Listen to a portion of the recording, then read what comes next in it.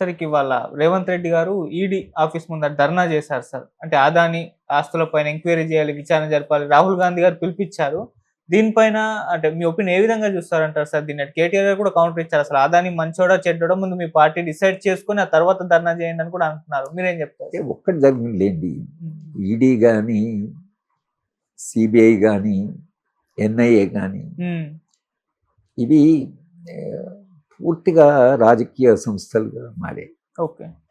వీటికి ఒక కాలంలో సిబిఐ ఎంక్వైరీ అంటే జనం అంతా నిష్పక్షపాతంగా, ఎన్ఫోర్స్మెంట్ డైరెక్టరేట్ అంటే దానికి నిజంగానే అన్యాయం జరిగిన చోటుకు వెళ్తారు అనేది ఒక గౌరవము, ఒక విశ్వసనీయత. అది చాలా కాలంగా ఈ సంస్థలకు ఉంది. ఈ సంస్థలు ఇండిపెండెంట్ కూడా ఒక రకంగా. కానీ గత 10-15 ఏళ్ళుగా ఈ సంస్థను కంప్లీట్గా రాజకీయంగా పనిచేస్తున్నాయి అనేది అది స్పష్టంగా తెలుస్తుంది.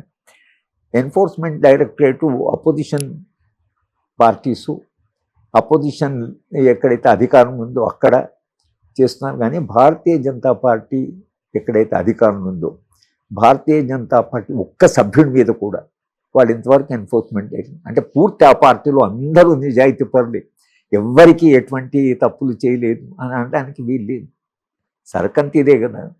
కనుక నేను అనుకోవడము ఎన్ఫోర్స్మెంట్ డైరెక్టరేట్ పొలిటికల్ అయింది కాబట్టి వాళ్ళు దాన్ని పొలిటికల్గా యూజ్ చేస్తున్నారు, వీళ్ళు పొలిటికల్గా అపోజ్ చేస్తున్నారు. ఓకే. ఇది రెండు జరుగుతున్నది. ఇది పొలిటికలే, అది పొలిటికలే. ఈ మధ్యనే ఎన్ఫోర్స్మెంట్ డైరెక్టరేట్ ఉన్న విశ్వసనీయత ఇంకా దెబ్బతింటుంది.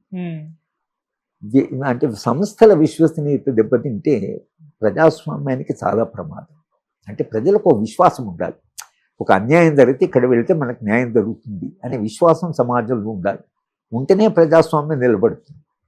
అధికారం కూడా కొంత జాగ్రత్త ఉంటుంది. ఓకే. కానీ ఈ సంస్థలు కూడా పూర్తిగా బలహీనమైపోయి రేపు జనము అన్యాయం జరిగితే ఏంటి, ఎక్కడ పోవాలి, ఏ సంస్థకు చెప్పుకోవాలి, మనం ఎవరి దగ్గర పోవాలి అని ప్రజలను మీరు అక్కడ నెట్టేస్తే వచ్చే సంక్షోభం చాలా తీవ్రమైన సంక్షోభం. అటువంటి బంగ్లాదేశ్, శ్రీలంకలో దాంట్లో ప్రజలకు ఏ విషయం లేకపోతే ఆగ్రహం వచ్చిందంటే వాడు ఏం చేస్తారో తెలియదు. మీరు ఇవన్నీ కాపాడుకోవాలి.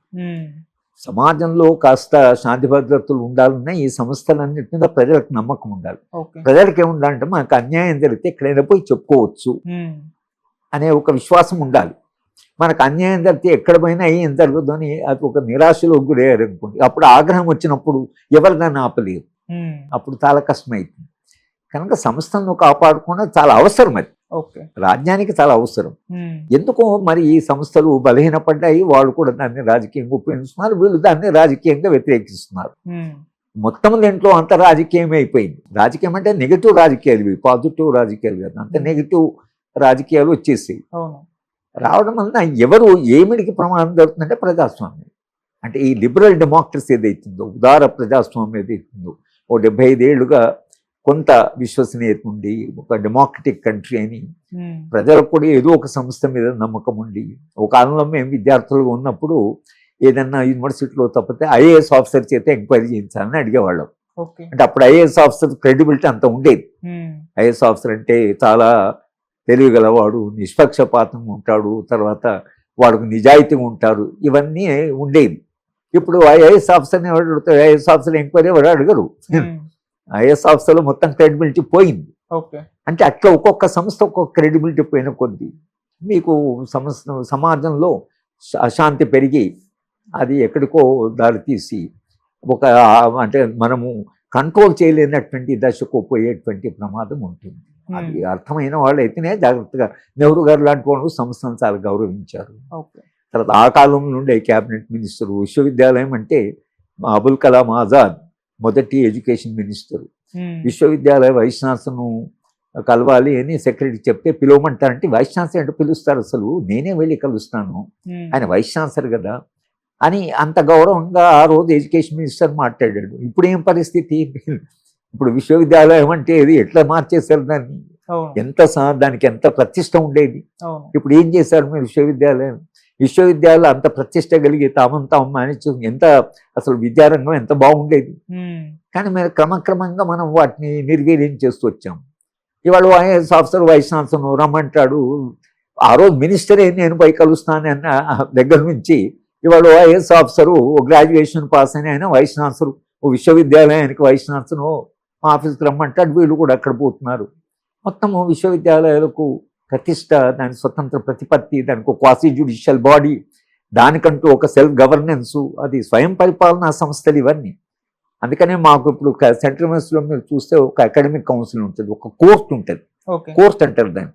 అక్కడ ఏమన్నా వస్తే దానికి ఒక కోర్ట్ ఉంటుంది, ఒక ఎగ్జిక్యూటివ్ కౌన్సిల్ ఉంటుంది, ఒక క్యాబినెట్, ఒక లెజిస్లేచరు, అట్లా ఉంటుంది విశ్వవిద్యాలయం. మీరు ఎవరు బాధ్యులు అంటే మేము వరకు అది మేము బాధ్యులం, సంస్థ ప్రజలకు సమాజానికి బాధ్యులు అన్నట్టుగా ఉంటుంది. విశ్వవిద్యాలయం అట్లా నిర్మించారు. ఇవాళ విశ్వవిద్యాలయం పూర్తిగా కొలుగొట్టేసి అది పూర్తిగా దాన్ని ఎంత ఓ చిన్న ప్రభుత్వ సంస్థలాగా మార్చేశారు. దానివల్ల నష్టం ఏమైనా జరిగింది, ప్రజాస్వామ్యం జరిగింది, విద్యారంగానికి నష్టం జరిగింది. తర్వాత ఇప్పుడు పాలించడం కష్టమైపోయింది.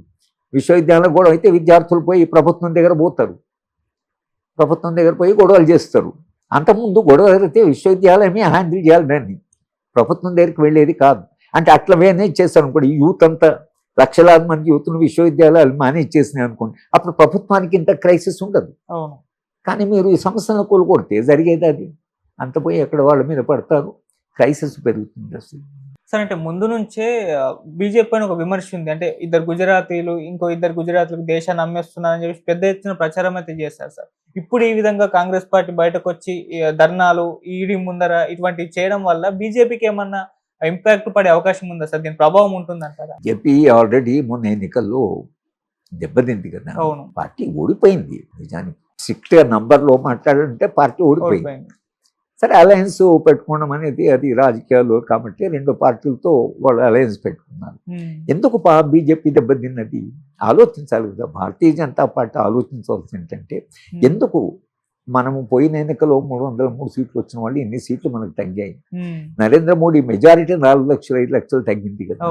మరి ఆయన ప్రధానమంత్రి అంటే అంతర్జాతీయంగా ఇవాళ ఆయన యుక్రెయిన్ వెళితే ఆ సమస్య పరిష్కరిస్తాడని అంటున్నారు. తర్వాత ఆయనకు క్యారిస్మా ఉన్నది అనేది వాస్తవమే, ఆకర్షణ శక్తి ఆయనకు ఉండేది. కానీ వాళ్ళు ఎందుకు మనం దెబ్బతిన్నామనేది ఆలోచించాలి కదా పార్టీ. ఆలోచించకపోతే ఇవాళ కాంగ్రెస్ పార్టీ వాళ్ళు చేస్తున్నది ఏదైతే భారతీయ జనతా పార్టీకి ఇవాళ కాంగ్రెస్ పార్టీకి ఒక విశ్వాసం వచ్చి, మొన్నటిదాకా విశ్వాసం లేదు. మొన్నటి ఎన్నికల తర్వాత అపోజిషన్ పార్టీస్కి ఒక కాన్ఫిడెన్స్ వచ్చింది, ఈ పార్టీని మనం ఎదుర్కోగలం, రేపు ఎన్నికల్లో ప్రజలు మనకు ఓట్లు వేస్తారు అనేటి విశ్వాసం వచ్చింది. దానివల్ల ఏం చేస్తున్నారు వీళ్ళు, ఈ సంస్థల ముందు పోయి, ఎందుకంటే వాళ్ళు చాలా సఫర్ అవుతున్నారు, సంస్థల ముందర డెమాన్స్ట్రేషన్ ఇవన్నీ చేస్తున్నారు. ఇక్కడ దాకా రానివ్వకూడదు అసలు రాజకీయాలు. కనుక భారతీయ జనతా పార్టీకి తప్పకుండా అది నష్టమే. ఎందుకంటే మీరు సంస్థను మీరు ఉపయోగిస్తున్నారని ప్రజలు దాన్ని నమ్మడం మొదలు పెట్టారనుకోండి, అప్పుడు నమ్మడం మొదలు పెట్టిన తర్వాత పార్టీకి చాలా దెబ్బ తగులుతుంది. పార్టీ అది ఆలోచించాలి, తమ సంస్థల యొక్క విశ్వసనీయతను కాపాడుకోవడం కూడా తమలో బాధ్యత అన్నప్పుడు మీరు ఏంటి ఎన్ఫోర్స్మెంట్ డైరెక్టర్ దగ్గర కూడా పోతారా ఏంటి, ఆ సంస్థ ఏమనుకుంటున్నారు మీరు అనే ధైర్యము ప్రభుత్వంలో ఉండే వాళ్ళకు ఉంటుంది. కానీ వాళ్ళు ఎన్ఫోర్స్మెంట్ చేస్తే ప్రజలు కూడా దాన్ని అంగీగా ఉంది, నిజమంతా రాజకీయాలు కనుక వాళ్ళు పోయి డెమాన్స్ట్రేట్ చేస్తుంది. ఒక కాలంలో మీరు ఊహించలేరు, ఓ యూపీఎస్సీ ముందరను, ఓ సుప్రీంకోర్టు ముందరను, ఒక సంస్థ ముందర, ఓ సిబిఐ ముందరను డెమాన్స్ట్రేట్ చేసి ఇదేంటి ఆ సంస్థల దగ్గర మనం చేయడం ఏంటని వీళ్ళు భయపడేవాళ్ళు, ప్రజలు కూడా దాన్ని విశ్వసించి. ఇవాళ ఆ పరిస్థితి లేదు, సంస్థలు నిర్వీర్యం కావడం వల్ల ఇక్కడ దాకా వచ్చింది. కనుక ఇంకా పొలిటికల్ గెలవాలి ఎన్నికల్లో కాంగ్రెస్ పార్టీకి ఒక హోప్ వచ్చింది.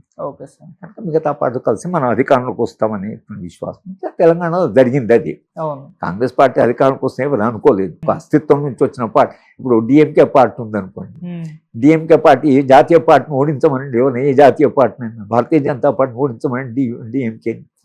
తెలంగాణ అలా ఉండవలసింది. పోరాడి ఇంత 50 ఏళ్ల పోరాటం, దీనికి ఒక అస్తిత్వము, దీనికి ఒక పాటలు, దీనికి ఒక సాహిత్యము, దీనికి ఒక చరిత్ర, దీనికి ఒక ఉద్యమ చరిత్ర, త్యాగాలు ఇంత ఉన్న తెలంగాణని మనం ఏం చేశాము, పూర్తిగా దాన్ని బజార్లో పెట్టి దాన్ని బలహీనం చేయడం వలన ఇవాళ ఆ పార్టీ దాని పరిణామాలు ఎదుర్కొంటుంది. భారతీయ జనతా పార్టీ కూడా సంస్థలను బలహీనపరిస్తే రేపు రాబోయేటువంటి క్రైసిస్ వాళ్ళు ఎదుర్కోవచ్చు.